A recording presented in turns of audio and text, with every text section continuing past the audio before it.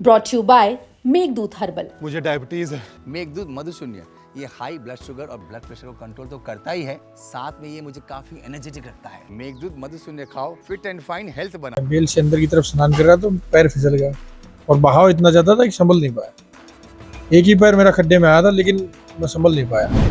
ये तो उत्तराखंड पुलिस की मैं तारीफ करना चाहूँगा कि मतलब इतनी मुस्तैदी से वो खड़े थे। बचपन से जाता रहा हूँ, गंगा मैया में नहाने भी जाता रहा हूँ, लेकिन मेरे साथ ये पहली बार ऐसा हादसा हुआ है। जाको राके साइया मार सके ना कोई, यह कहावत बिल्कुल आज कह सकते हैं कि सही साबित हुई है। दीपक हुड्डा जो इंडियन कबड्डी के जो टीम के कप्तान रहे हैं और वर्तमान में बीजेपी के नेता और मैम से जो है उन्होंने विधायक के तौर पर उन्होंने चुनाव लड़ा था। आज क्या हुआ है उनसे ही बात करते हैं। आज इस तरह से आपके साथ घटना हुई है। अभी आज महाशिवरात्रि का पावन पर्व था और इतने शुभ अवसर पर माँ गंगा में स्नान करने के लिए सुबह सुबह चला गया। तो जैसे ही मैं थोड़ा बेल से अंदर की तरफ स्नान कर रहा तो पैर फिसल गया और बहाव इतना ज़्यादा था कि संभल नहीं पाया।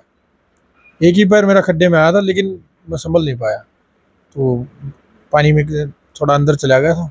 और ये तो आप सबकी दुआएं हैं और भोले बाबा की कृपा थी कि आज मैं महाशिवरात्रि का व्रत भी रखा हुआ था कि 2-3 सेकंड में ही वहाँ पे रेस्क्यू टीम पहले ही खड़ी हुई थी। तो ये तो उत्तराखंड पुलिस की मैं तारीफ करना चाहूँगा कि मतलब इतनी मुस्तैदी से वो खड़े थे। 3-4 सेकंड में ही वो उधर आ गए, दूसरे पिलर तक ही पहुँचा था और साथ में मुझे बोट में बिठा के बाहर ले आए। वहाँ शिवरात्रि थी, बहुत भीड़ होती है हरिद्वार में, मतलब लाखों की संख्या पे वहाँ श्रद्धालु पहुँचते हैं। तो जिस तरह से भाव बता रहे हो बहुत तेज था, तो एकदम से आपने क्या डुबकी लगा रहे थे उस दौरान हुआ हादसा है? फिर मैं जैसे अपने वो पिलर लगे होते हैं और उनसे अंदर की तरफ, क्योंकि बाहर तो बहुत कम पानी था तो मैं सोचा अच्छे से डुबकी लग जाएगी, तो अंदर की तरफ जैसे मैं डुबकी लगाने के लिए गया तो मेरा आगे वाला पैर सीधा खड्डे में चला गया।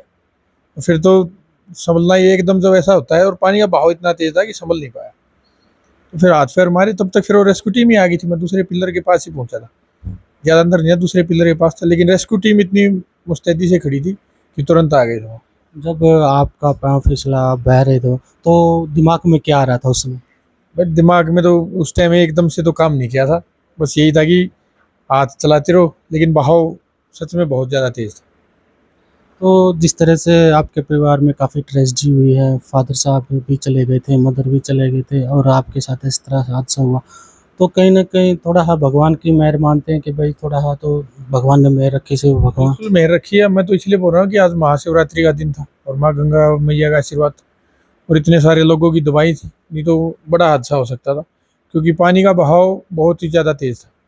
मैं बचपन से जाता रहा हूँ, गंगा मैया में नहाने भी जाता रहा हूँ, लेकिन मेरे साथ ये पहली बार ऐसा हादसा हुआ है। और तैरना भी मुझे अच्छी तरह आता है। ये थोड़ा डर लगा था उस समय? हाँ, देखो डर तो लगता है जब ऐसा हादसा होता है, बिल्कुल डर लगा था।